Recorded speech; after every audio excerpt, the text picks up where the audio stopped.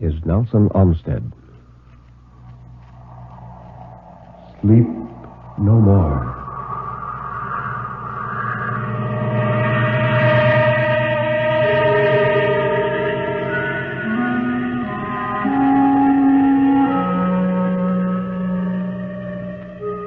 Sleep no more. Turn down the lights. Sink back in your chair and don't look into the shadows. In the shadows, there may be moving things. Tonight, it may be you will sleep no more.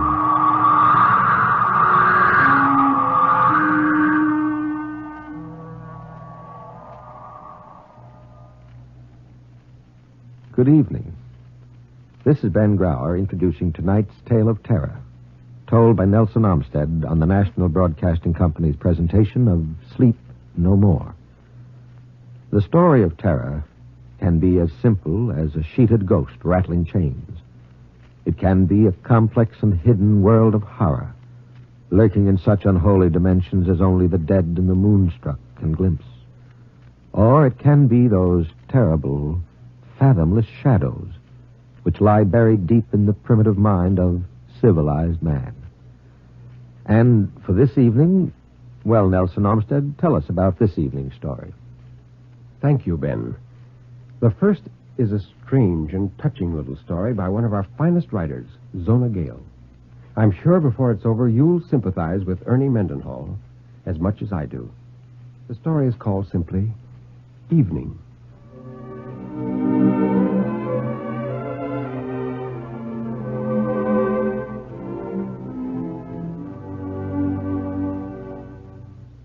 Ernie Mendenhall was now 42 years old, and still he had found no one with whom to share his home. His home was a white house in the town of Oderhill, and his little garden had fine hollyhocks.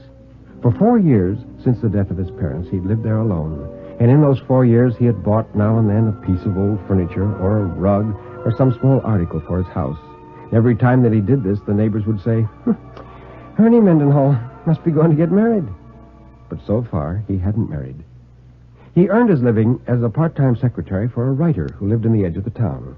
And every morning the neighbors saw Ernie's long form swinging its right arm and holding its left arm stiff as it hurried along, his lips moving in imagined talk. And they said, what can he be talking about to himself that way? He hasn't any business of his own to reckon up.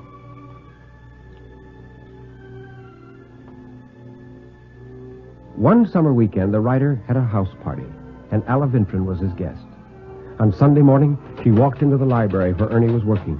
He saw her frail beauty in its pink linen enclosure, her delicate profile, her heavy hair. The linen, the profile, and the heavy hair attacked him as an epidemic attacks, and he was as one who catches a cold instantly and pervadingly. And she said, Is the old secretary in this room the Governor Winthrop's secretary? Here, said Ernie, with immense difficulty, and bowed, and perceived that he had bowed not to her, but to the mahogany secretary. He managed to talk to her about that piece of old mahogany, and afterward he wondered whether he had not perhaps said, It has a beautiful profile and heavy hair, and it wears pink. And though later he tried in agony to recall her words, he could recover nothing save an scent, a murmur, a perfume. Next, he noted that he was saying to her that if she was interested in old furniture, he had some good pieces in his house, if she cared. And she said alertly that she did care, and could she see them that morning? With no more thought of his employer than that of an eagle on a far cliff, Ernie walked out of the house and down the streets of Oderhill, and beside him she went. She said little. He liked her for that. She walked rapidly, and that he liked. She wasn't as tall as he. She observed the flowers. She stopped and spoke to a child. She was perfect.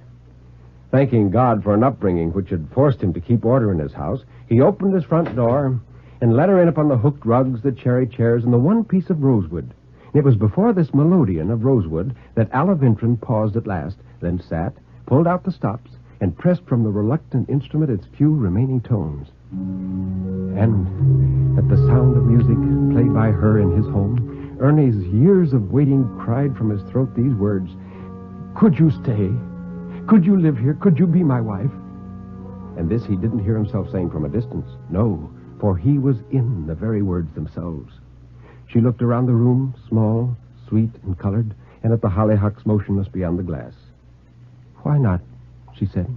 You could? You would? He wasn't sure that he'd said this at all. And all that he heard her say was, why not, as she moved to the door.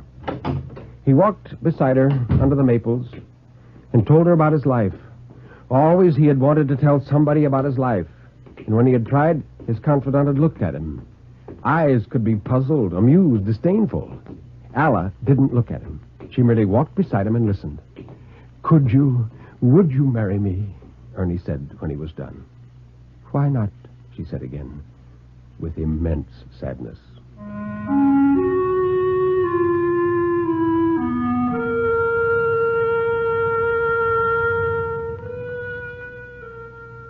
Three days later, he had a note from Alla.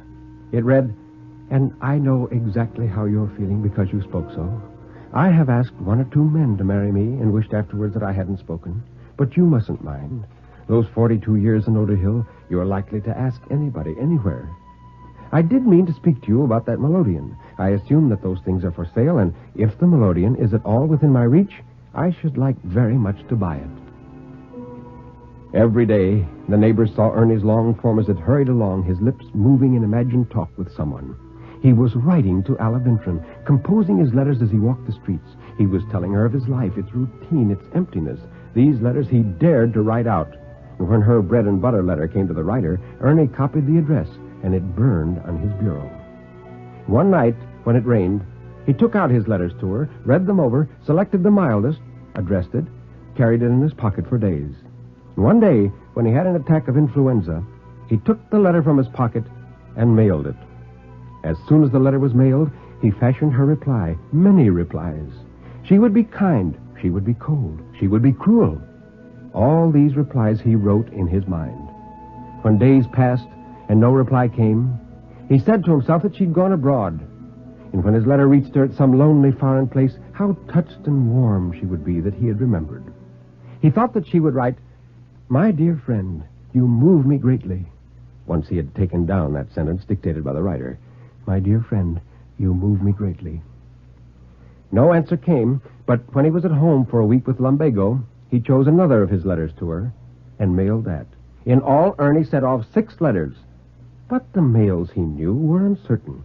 So he continued to fashion her replies. At last, he wrote down these replies, and he read them at home in the evenings. My dear friend, you move me greatly. His lips whispered as he read. He remembered the phrases in her letters and in his own. And he would go down the street swinging his right arm and holding his left arm stiff as he hurried along. And the neighbor said, What can he be talking about to himself that way?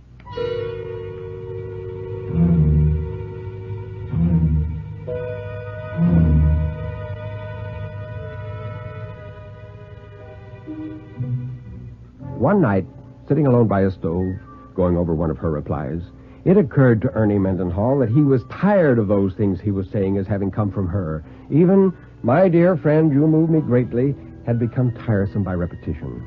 He began to be bored with her. Feeling the wind blowing in the back of his neck, he asked in his mind what had made her leave the window open at the top. Finding the fire low, he said to her, in his mind, that she could certainly put in a stick of wood when it was he who filled the wood box.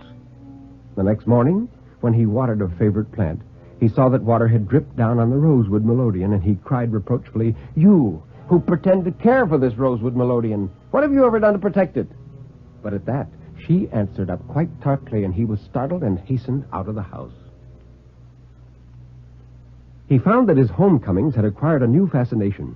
He would come hurrying into the house and cry, What? No fire, no supper? A great way to treat a man who's been slaving all day for you. Oh, slaving indeed, would come her clear reply. Writing a few letters for a pittance. Oh, I've a good mind to sell your old rosewood melodeon and make some real money for us.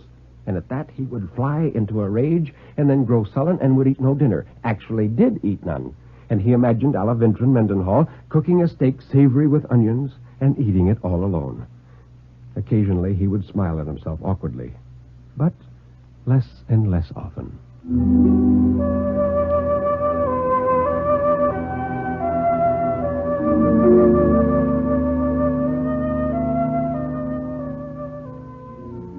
Then a child was born to his employer, and Ernie Mendenhall was extremely shaken. Arriving one morning for work, He heard that faint wailing above stairs, and all day when the cry came, he could do nothing but listen. And when he went home at night, there was Alla Vintran Mendenhall with a child. But now his imagination failed. He had no idea what he could say to her. He couldn't even look at her. Suddenly, she wasn't there anymore, but was wrapped away from him, absorbed in a wailing cry. Sometimes he could catch an outline of her bending head, but when she turned toward him, her face blindingly disappeared and the game stopped. He sat by the stove and imagined her in the room above stairs. He never went there. It was many, many nights before she was downstairs with him again. He sat making milk toast when she entered. He looked at her in awe and in silence, but then his milk boiled over onto the griddle, and he said, "Is it or isn't it a woman's job to keep things from boiling over, say?" And when he blackened the toast, he became fairly caustic. After that, they resumed their old quarrels. And when she was unconscionably exasperating, Ernie Mendenhall would hurry along the street, his lips moving as he rehearsed what he would tell her. And the neighbors would say, "Ernie Mendenhall, don't you suppose he works out puzzles as he walks?"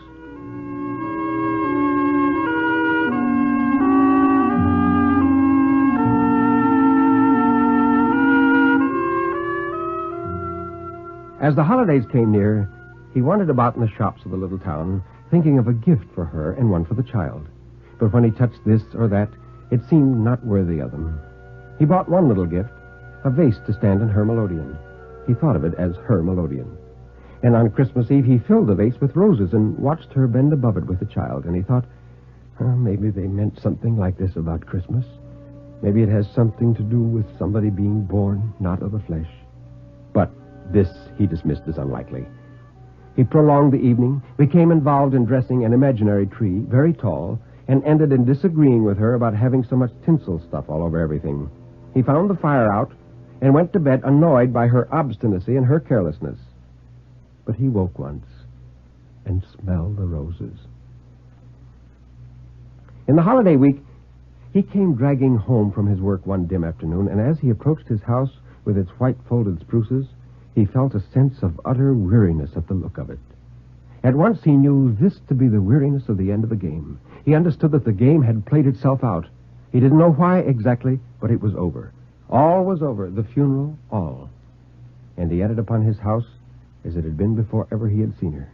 He moved through the little empty rooms, looking at them so differently. Desolation flowed through him. He could experience, but he couldn't believe that she was gone.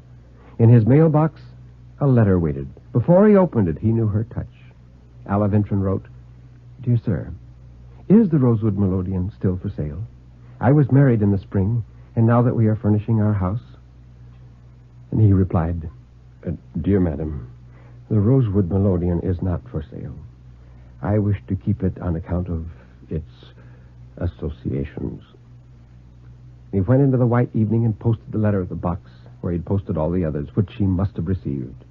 And he turned back toward the house where she had died.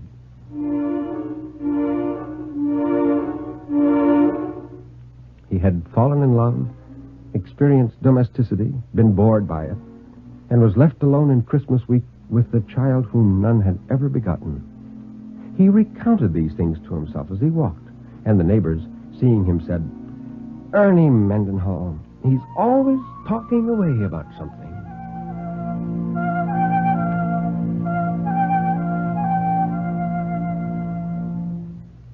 Thus, the story of poor Ernie. Well, Nelson, now that we've met Ernie Mendenhall in Zona Gale's story Evening, what's next on tonight's bill? A story by one of the most distinguished and imaginative of all English writers, Ben, H.G. Wells.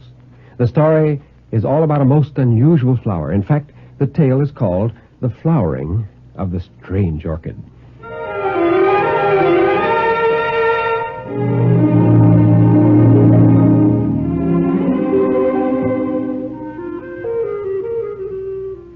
The buying of orchids always has in it a certain speculative flavor. You have before you the brown, shriveled lump of tissue, and for the rest you must trust your judgment, or the auctioneer, or your good luck, as your taste may incline. The plant may be moribund, or dead, or it may be just a respectable purchase, fair value for your money, or perhaps, for the thing has happened again and again, there slowly unfolds before the delighted eyes of the happy purchaser, day after day, some new variety, some novel richness, a strange twist of the labellum, or some subtler coloration or unexpected mimicry. Pride, beauty, and profit blossom together on one delicate green spike, and it may be even immortality. For the new miracle of nature may stand in need of a new specific name, and what so convenient is that of its discoverer, John Smithia. There have been worse names. It was perhaps the hope of some such happy discovery that made Winter Wedderburn such a frequent attendant at these sales. That hope, and also maybe the fact that he had nothing else of the slightest interest to do in the world. He was a shy, lonely, rather ineffectual man, provided with just enough income to keep off the spur of necessity and not enough nervous energy to make him seek any exacting employment. He might have collected stamps or coins or translated Horace or bound books or invented a new species of diatoms. But as it happened, he grew orchids and had one ambitious little hothouse. Over his coffee this particular morning, he said, "You know, I've a fancy that something is going to happen to me today." And his housekeeper, who was also his remote cousin, said, "Oh, well, don't say that." Now, look, you misunderstand me. But I mean nothing unpleasant. Though what I do mean, I scarcely know. Today, they're going to sell a batch of plants from the Andamans and the Indies. I shall go up and see what they have. Maybe I shall buy something good unawares. Yeah, that may be it. Nothing ever does happen to me. I wonder why. Things enough happen to other people. I wonder how it feels to have something happen to you, something really remarkable. No, you know, that orchid collector, Fred Batten, he was only 36. 20 years younger than myself when he died. And he'd been married twice, divorced once. He'd had malarial fever 4 times, and once he broke his thigh. He killed a Malay once, and once he was wounded by a poisoned dart. And in the end, he was killed by jungle leeches. Must have been very troublesome, but then it must have been very interesting, you know. Oh, except perhaps the leeches.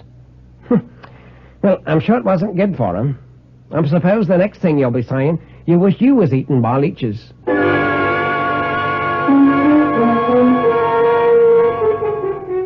When he returned from London that afternoon, he was in a state of mild excitement. He had made a purchase. It was rare that he could make up his mind quickly enough to buy, but this time he had done so. He was telling his cousin all about his trip and his purchases as he slowly meandered through his dinner. I knew something would happen today, and I've bought all these orchid rooks. Some of them are, well, I feel sure, do you know, that some of them will be remarkable? I don't know how it is, but I feel just as sure as if someone had told me that some of these will turn out remarkable. Now that one, that shriveled little root, wasn't even identified. It may be a Palaeonophus, or it may not. It may be a new species, or even a new genus. And do you know, it was the last that poor Fred Batten ever collected. His housekeeper sniffed. Well, I don't like the looks of it. It has such an ugly shape. Wedderburn smiled and surveyed the root with his head on one side. Well, it's certainly not a pretty lump of stuff. But you can never judge these things from their dry appearance. It may turn out to be very beautiful orchid indeed. Oh, how busy I shall be tomorrow. You know, they found poor Batten lying dead or dying in a mangrove swamp. No, I forget which. With one of these very orchids crushed up under his body. He'd been unwell for some days with some kind of native fever, and I suppose he fainted. These mangrove swamps are very unwholesome. Every drop of blood, they say, was taken out of him by the jungle leeches. Well, it may be that very plant that cost him his life to obtain. The natives of his party were sufficiently civilized to take care of all his collection until his colleague, who was an ornithologist, came back from the interior. Though they couldn't tell the species of the orchid and had let it wither. And it makes these things more interesting. Yeah? Well, it makes them more disgusting to me. I should be afraid of some of the malaria clinging to them. And just think, there's been a dead body lying across that ugly thing. Oh, well, I never thought of that before. There, I declare, I can't eat another mouthful of dinner.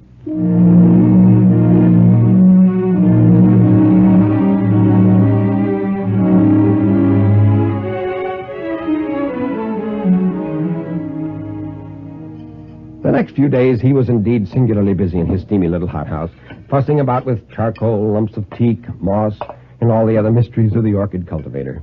He considered he was having a wonderfully eventful time. In the evening, he would talk about these new orchids to his friends, and over again, he reverted to his expectation of something strange. Several of the vandas in the dendrobium died under his care, but presently the strange orchid began to show signs of life. He was delighted and took his housekeeper right away from her jam-making to see it at once, and he said, this is a bud, and presently there will be a lot of leaves there, and those little things coming out here are aerial rootlets. Huh? Well, they look to me like little white fingers poking out of the brown. I don't like them. Why not? I don't know. They look like fingers trying to get at you. I can't help my likes and my dislikes. I don't know for certain, but I don't think there are any orchids I know that have aerial rootlets quite like that. It may be my fancy, of course. I don't like them. I can't help thinking of that corpse, that poor Mr. Batten, giving up his life for that thing with funny fingers hanging off it. But it may not have been that particular plant. That was merely a guess of mine. Anyhow, I don't like it. Wedderburn felt a little hurt at her dislike to the plant, but that didn't prevent his talking to her about orchids generally, and this orchid in particular, whenever he felt inclined. At last, the great thing happened. Directly he entered the little glass house some days later, he knew that the spike of the plant had burst out. There was a new odor in the air, a rich, intensely sweet odor that overpowered every other in that crowded, steaming little greenhouse. Directly he noticed this, he hurried down to the strange orchid, and behold, the trailing green spikes bore now 3 great splashes of blossom from which this overpowering sweetness proceeded. He stopped before them in an ecstasy of admiration. The flowers were white with streaks of golden orange upon the petals, and a wonderful bluish purple mingled there with the gold. He could see at once that the genus was altogether a new one. And the insufferable scent, how hot the place was. The blossoms swam before his eyes. The aerial rootlets he could see were now very long. He made a step toward the thermometer. Suddenly, everything appeared unsteady. The bricks on the floor were dancing up and down. Then the white blossoms, the green leaves behind. Then the whole greenhouse seemed to sweep sideways, and then in a curve up. At 4:30, his cousin made the tea according to their invariable custom. But Wedderburn didn't come in for his tea. He's worshipping that horrid orchid, she told herself, and waited 10 minutes. His watch must have stopped. I'll go and call him. She went straight to the hothouse, and opening the door, called his name. There was no reply. She noticed that the air was very close and loaded with an intense perfume. Then she saw something lying in the bricks between the hot water pipes. For a minute, perhaps, she stood motionless. He was lying face upward at the foot of the strange orchid. The tentacle-like aerial rootlets no longer swayed freely in the air, but were crowded together, a tangle of gray ropes, and stretched tight with their ends closely applied to his chin and neck and hands.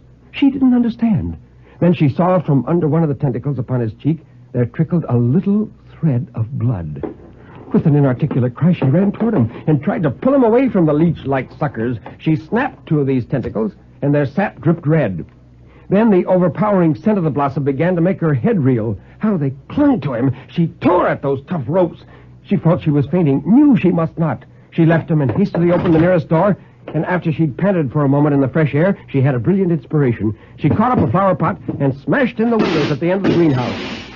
Then she re-entered. She tugged now with renewed strength at Wedderburn's motionless body and brought the strange orchid crashing to the floor. It still clung with a grimmest tenacity to its victims. In a frenzy, she lugged it and him into the open air. Then she thought of tearing through the sucker rootlets one by one. And in another minute, she had released him and was dragging him away from the horror.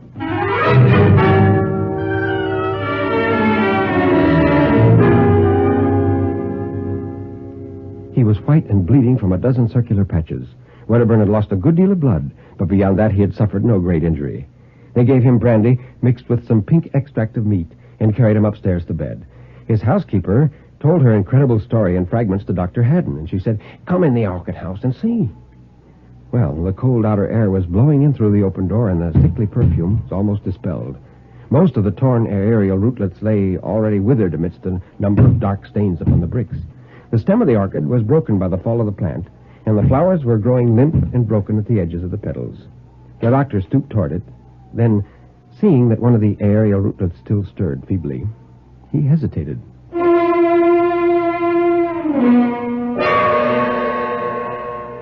The next morning, the strange orchid still lay there, black now and putrescent.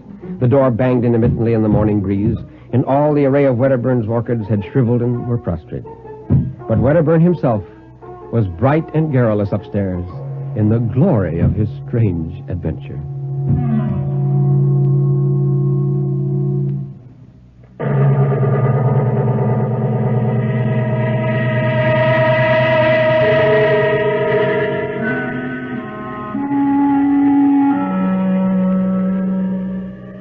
You can turn up the lights now. You can look around you. Nobody is there, really. Everything is all right, isn't it?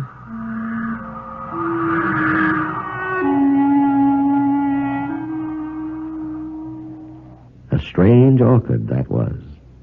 You've just heard Nelson Olmsted in The Flowering of the Strange Orchid by H.G. Wells.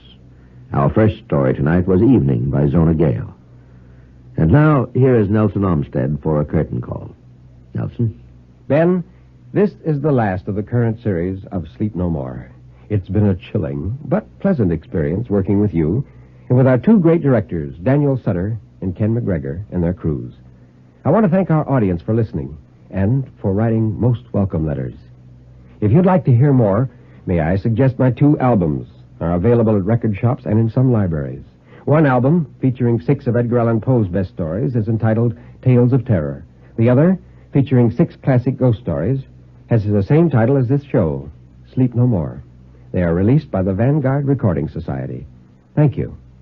Good night, and good reading.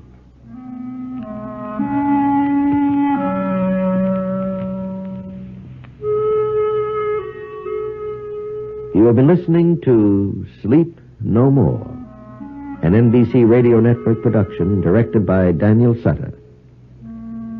This concludes the present Sleep No More series. We hope it has brought you memorable, wakeful hours. This is Ben Grauer bidding you good night.